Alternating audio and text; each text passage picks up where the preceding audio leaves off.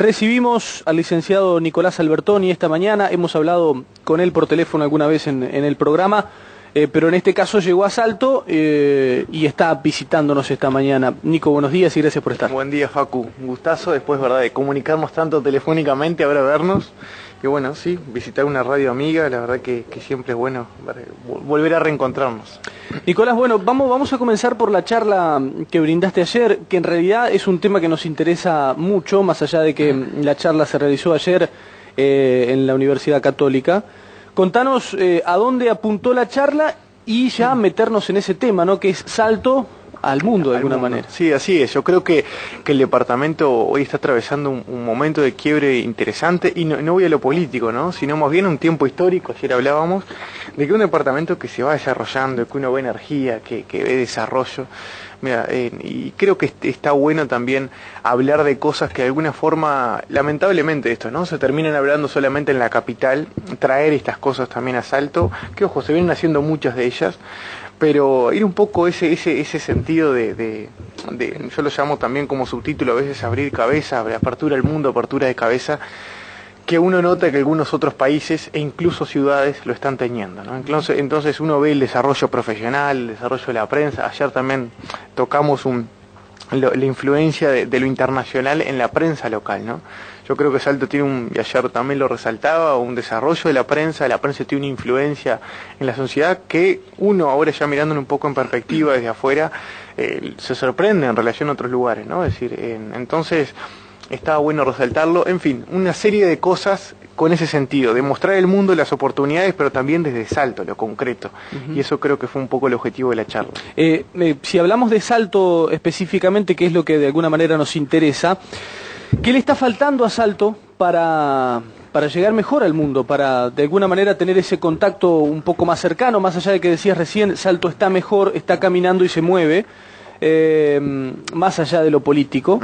Es un tema del departamento, de la ciudad en sí, pero ¿qué le está faltando hoy al departamento de Salto? ¿Qué ves vos desde afuera y a la vez desde adentro también que falta?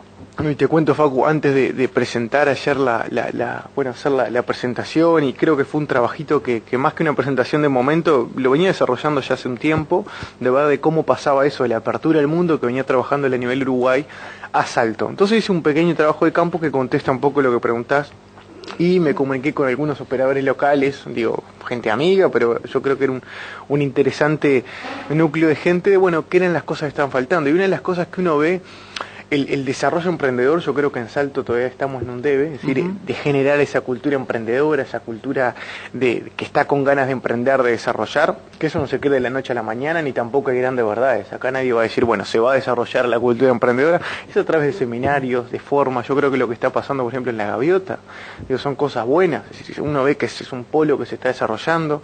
Esto falta perdón que te corte, ¿sí? ¿Esto falta por un tema de falta de oportunidades o es un tema más cultural? Como sí, lo yo lo veo recién, más que a veces un tema más cultural, más de base, pues yo creo que las oportunidades hoy están. Y uno, digo, no sé, hay muchas cosas que hoy uno tiene online, gratuitas, y que trasciende lo meramente económico y distancia quizá de la capital. Entonces, ya eso trasciende.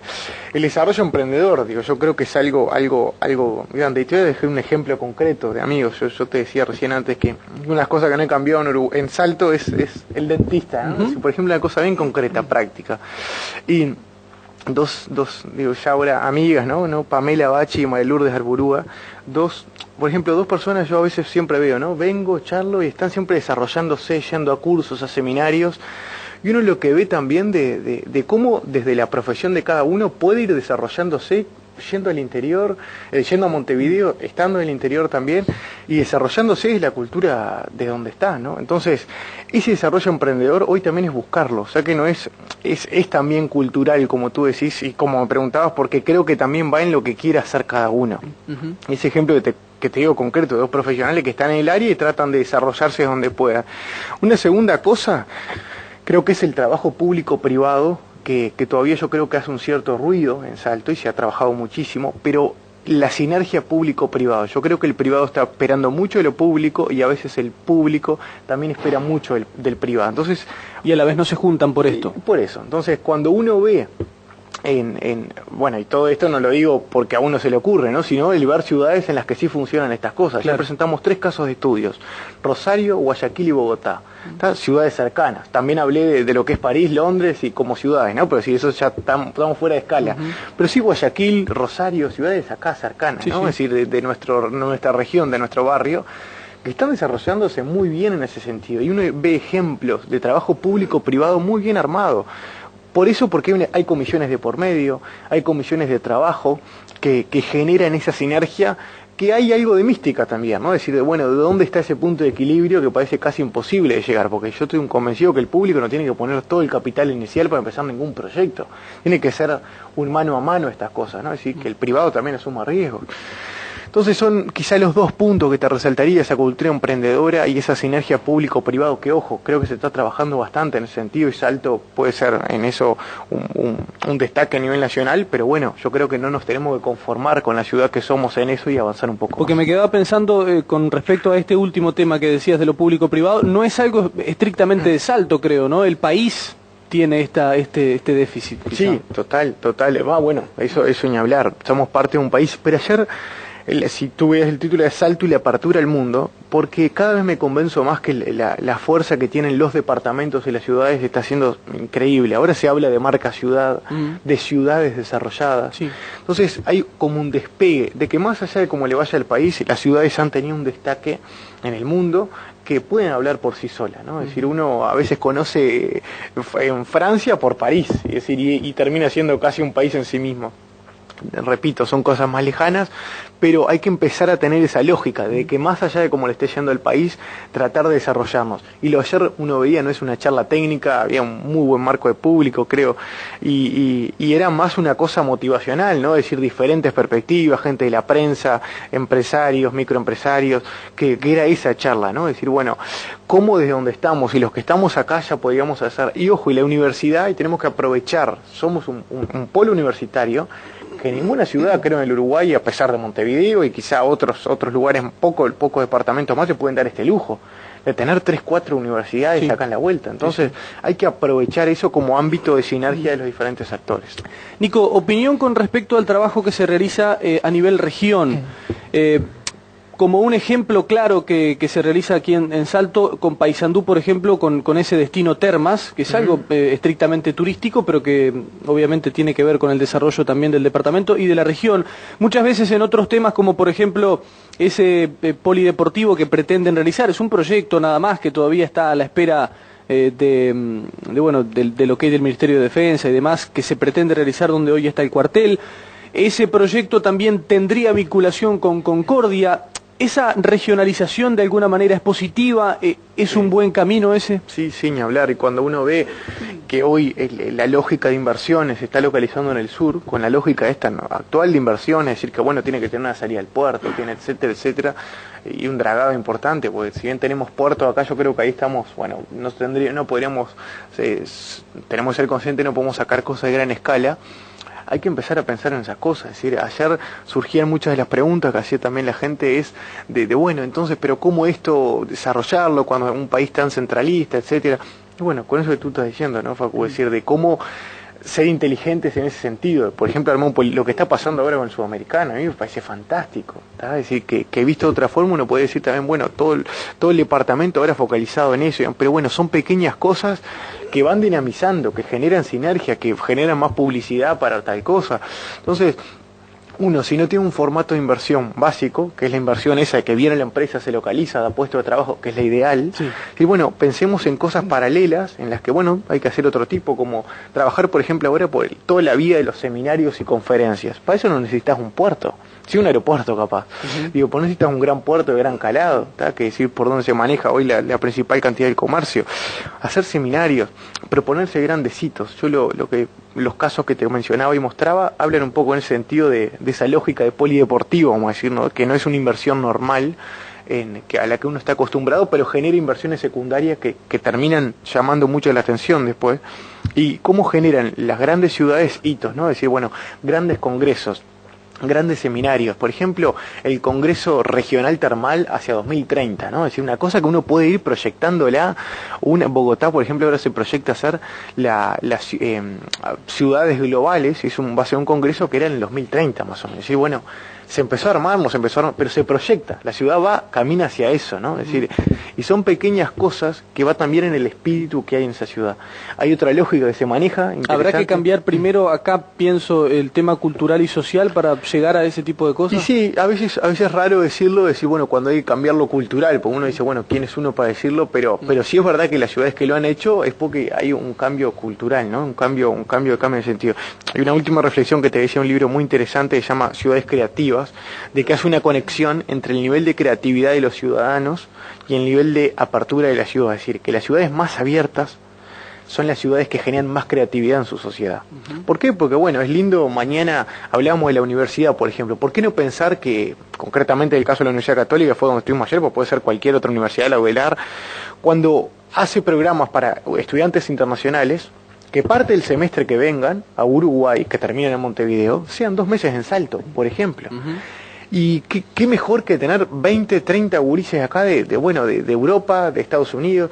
Ese pequeño chispazo genera cambios muy grandes, porque ese chico después se vuelve a Estados Unidos, le vamos a contar que los citrus entraron a Estados Unidos y es de la naranja donde él estuvo estudiando. Y este es el mundo de hoy, el mundo conectado. Uno ve lo que fue la crisis financiera del 30, sin ponernos a teorizar, y fue blindada, terminó en los Estados Unidos. Y uno ve lo que es la crisis del 2008, y fue globalizada. A las horas estaba en Europa y a las horas estaba en Japón. Bueno, con el mismo sentido es la promoción y la economía hoy. Es decir, es que todo se puede replicar en cualquier lado del mundo, porque está todo globalizado y todo dinamizado. Esto no es noticia para nadie, pero sorprende cuando uno lo ve en la práctica. Lo que te digo, ¿no? Es decir, tener un estudiante de Estados Unidos acá que mañana se vuelva y cuente de lo que es Salto. Son pequeñas cosas que transforman. Por supuesto. Nico, otro tema que me gustaría consultarte es, creo que te lo había consultado la otra vez, pero bueno, las cosas van cambiando, es la situación de la República Argentina, que particularmente aquí en Salto nos preocupa porque estamos cerca y porque estamos en un ida y vuelta constante, ¿no? Con Concordia. Situación económica, digo, ¿no? De la República Argentina, ese cambio diferente que tenemos. Ahora se nota un poco menos, pero se notó y bastante.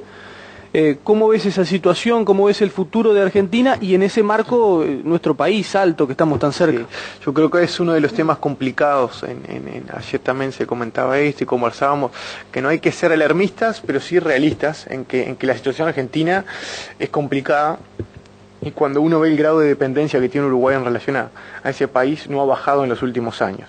Sí ha bajado la fortaleza del país, la fortaleza financiera, es decir, no vamos a volver nunca a un 2002, eso por lo menos por estos próximos años nada se asimila a eso en la espalda financiera del país, que cuando digo espalda financiera, hablando en fácil, es decir, es la capacidad de pago que tiene el país, ¿no? Claro.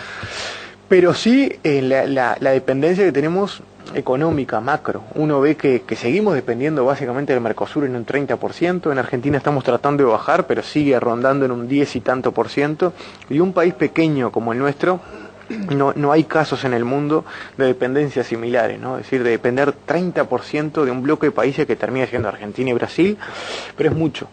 Yo cuando a veces me toca, y tú, bueno, hemos conversado bastante, esa creo que sana crítica al Mercosur, a veces, bueno, uno lo hace en diferentes ámbitos y recibe sus retos también, porque, bueno, el conocer y trabajar sobre el tema a veces nos hace ser un poco apasionados sobre el tema y creo que ahí está el gran tema, es decir, no el Mercosur que no funcione, es porque no le está dando al Uruguay lo que necesita, que es diversificación. Es una palabra clave y fácil en economía, entendida como en criollo poner los huevos en diferentes canastas, ¿no? Es decir, si no, se pueden romper y de alguna forma, entonces si uno los va poniendo en diferentes lugares y de alguna forma el comercio lo va depositando en diferentes lugares, mañana devalúa la moneda brasilera, devalúa la moneda argentina, que es lo que estamos viendo. Si uno ve lo que pasó en el 2000 y 2001, era un idem de lo que está pasando ahora. A los argentinos ya no le estaba conveniendo venir para acá, y a nosotros nos convenía el triple ir para allá. Claro. Eso es devaluación, es decir, nos guste o no nos guste. Entonces, sí. Y sin querer hablar en difícil y lo más coherente posible de que eso está pasando. ¿Cuánto va a incrementar y dónde va a terminar? Bueno, se verá en los próximos meses. Pero estoy convencido de que la situación va complicada. Es decir, lo que ya desde 2011, las políticas que tomaba la presidenta argentina, la verdad que llamaban la atención, ¿no? Es decir, como unas cosas que se explican, cualquiera podría entenderlo, leyendo un poco de que son totalmente racionales en ese sentido. Y habla de un salvataje que está saliendo a buscar y está tirando una deuda hacia adelante. O sea que yo creo que le tocará al próximo gobierno argentino, está definiendo en este próximo año, tratar de no ahogar a un país que está tirando un salvavidas hacia adelante. Y con esas posibilidades que tenemos que buscar, ¿es posible al corto plazo tratar de, como decías vos, poner los huevos en otras canastas también? Sí, pero vamos en ese camino, ¿no? Es decir, cuando uno pide que pedir flexibilidades para el Mercosur, para que el Uruguay pueda negociar con otros países, ¿qué es lo que estamos diciendo? Yo creo que la inserción, Facu, es uno de los 4 o 5 temas, y de hecho así lo confirman muchos estudios, que Uruguay debe pensar seriamente su inserción internacional. Los otros temas son la seguridad, la seguridad o inseguridad, depende de donde se vea, la educación, la infraestructura y la energía. Y dentro de esos 5 temas también está la inserción. Sobre seguridad e inseguridad hablamos más o menos todos, porque el que no le tocó es... Y la inserción es un tema, y va de la mano con eso que decía, es tratar de diversificarnos, de ver otros mercados para no depender tanto de la Argentina y de Brasil, que eso es lo que estamos necesitando, ¿no? ¿Qué temas eso, no? Los de la educación y de la seguridad, principalmente en los últimos días, donde se ven críticas del lado político opositor en este caso, y también versiones u opiniones desde el gobierno, pero es un tema que sin duda nos está afectando. Se puede estar de acuerdo o no con las políticas que se están realizando, pero que la seguridad es un problema, está claro, y que va en aumento, y que la educación no está del todo bien, también está claro. Sí, y que terminan siendo temas que atacan a los países, pues son temas que a uno les cuesta ver la aplicabilidad directa de esto, pero cuando llega una empresa y uno ve que pide, dentro de sus porcentajes de estudio, ve cómo el Banco Mundial analizó y las personas que hablan inglés, alemán, francés, hablan más de 3, 4 idiomas. ¿Cuánto se está hablando en mandarín las empresas chinas que llegan? Claro, son cosas que nos desconciertan. Es decir, eso mira, eso es la educación. Es decir, ahí está y nosotros creo que estamos muy lejos, ¿no? Los economistas le llaman a veces el gap. Tenemos un gap muy lejano a ser un competidor competitivo en el mercado. Estamos bastante lejos y estamos trabajando sobre las bases todavía, ¿no? Es decir, pero ojo, estamos en una región que se está debatiendo cosas mucho más básicas. Digo, cuando uno ve lo que está pasando en Venezuela, sin meternos en el tinte político básico, pues si se está debatiendo si el presidente es legítimo o no, debate en el que no vamos a meter, no va el caso, pero son cosas mucho más básicas. Lo que está pasando en Colombia está resolviendo si la guerrilla pasa a ser parte de la democracia o no. O sea que son cosas mucho más básicas. Tenemos que agradecernos mucho donde está el país igual. No conformarnos. ¿Se pierde el objetivo por discutir estas cosas? Y sí, yo creo que se pierde bastante a veces porque nos conformamos. Cuando uno ve que los números a nivel regional están muy bien, estamos muy bien dentro de una región, pero es como en el mundo de los ciegos, ¿no? Es decir, sí, pero a ver cuánto podemos escalar mucho más, que creo que es lo que ha hecho Chile. A veces que la cordillera haya dividido Chile de alguna forma que no se engripa con los vientos que vienen del cono sur, ¿no? Es decir, ha mirado el Pacífico y se ha comparado con los mejores, ¿tá? Y nosotros seguimos con esa lógica de, sí, pero ojo que seguimos siendo los mejores en la región, y que son cosas que no siempre contribuyen, creo yo, con el efecto comparativo que tienen que tener los datos. Es decir, cómo estamos en relación a los mejores, y ese es el debate, ese es el foco que tú decías, no perder el foco del debate que está por ahí. ¿Qué está pasando en Singapur? Un país, Singapur, que creo que no se conoce, se nombra, pero 4 millones de habitantes, encerrado entre 2 gigantes, Malasia e Indonesia, ¿tá?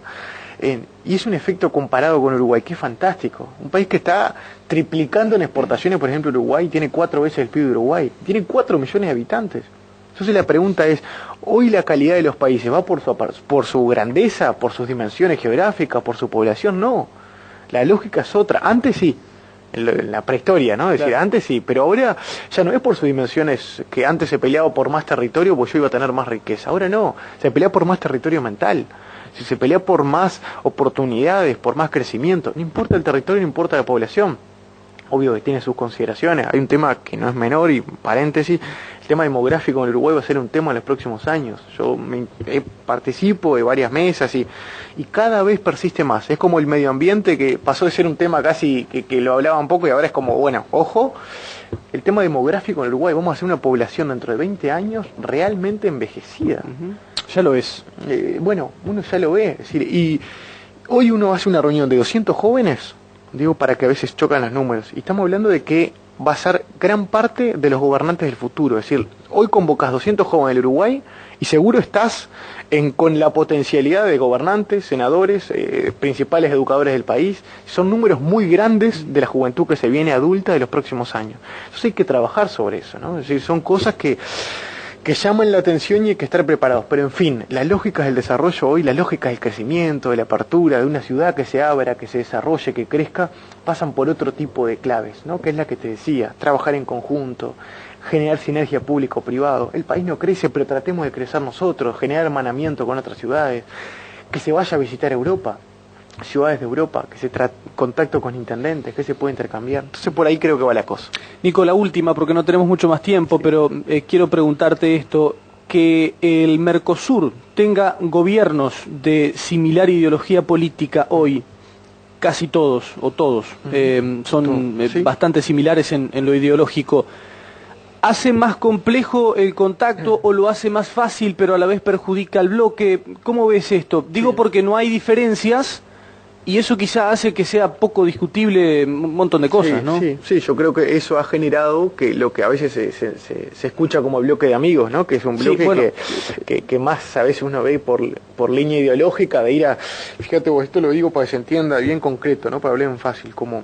que creo que se deben hablar de estas cosas, a veces se le ponen números y cifras y se nubla. Y que no se entienda mal, en este caso es un bloque ideológico, se podría decir de izquierda, pero si fuera de la otra forma también, ¿no? Estamos diciendo exactamente lo mismo, ¿no? Es decir, fíjate que de las actas finales, la última tuvo 59 puntos, concretamente, pues se menciona en 4 o 5 puntos la palabra repudio a, ¿no? Es decir, repudio a favor a Snowden, a Rusia, no sé, y uno dice, bien, es bueno que los países por lo menos se manifiesten en algo, es decir, más allá de lo que uno pueda estar de acuerdo o no, pero ¿qué hay de eso para el comercio? Yo siempre digo una cosa que me parece gráfica, creo que si bien hace 40, 50 años en el mundo, cuanto más ideas, más se llenaba la cabeza y de alguna forma los países creían que crecían por desarrollar las ideas y filosofar.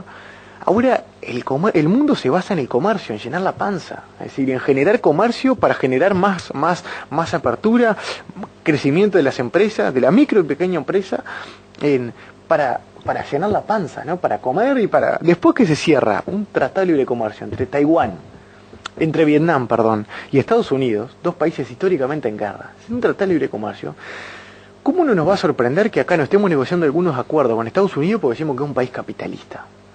Cuando, bueno, después felicitamos y aplaudimos porque se nos abre el mercado de cítricos. Por ahí pasa, el mentirnos a nosotros mismos, y creo que hoy está haciendo un error. El EFI coincide que es de izquierda, pero podría ser de derecha. Que tiende a pensar que los países más de centro-derecha son más aperturistas, no se basan un poco en estas lógicas, ¿no? Esas lógicas más ideológicas, que esto es un otro objetivo. Y bueno, y después uno ve, ¿no? Decir lo que está pasando en Uruguay, que si hay algo en economía fácil de comprender y que yo creo que todos coinciden, es que los países pequeños crecen en la medida que son más abiertos. ¿Tá? Más abiertos entendido por más acuerdos, más socios, más proveedores. Yo ayer mostraba una gráfica muy creo que llama la atención. El gaucho uruguayo, ¿tá? Si uno ve una foto del gaucho uruguayo y empieza a sacar flechas, casi que el 80% de lo que compone ese gaucho es importado, ¿tá? Es decir, de la tela, entonces esas son cosas gráficas que nos demuestran por qué, como país pequeño, es importante abrir. Porque en la medida que nos abrimos, bajan los costos, claro, y traer esas cosas es más barato. Es tan fácil como eso. Entonces, cuando uno pelea de allá, que a veces recibe titulares como se me ha llamado el joven anti-Mercosur, que nada que ver, es decir, yo nada más que yo quiero un Mercosur, pero que funcione. ¿No? Es decir, que funcione como nos prometieron en el 91. Bueno, pues son batallas de otro ámbito que uno creo generacionalmente la da.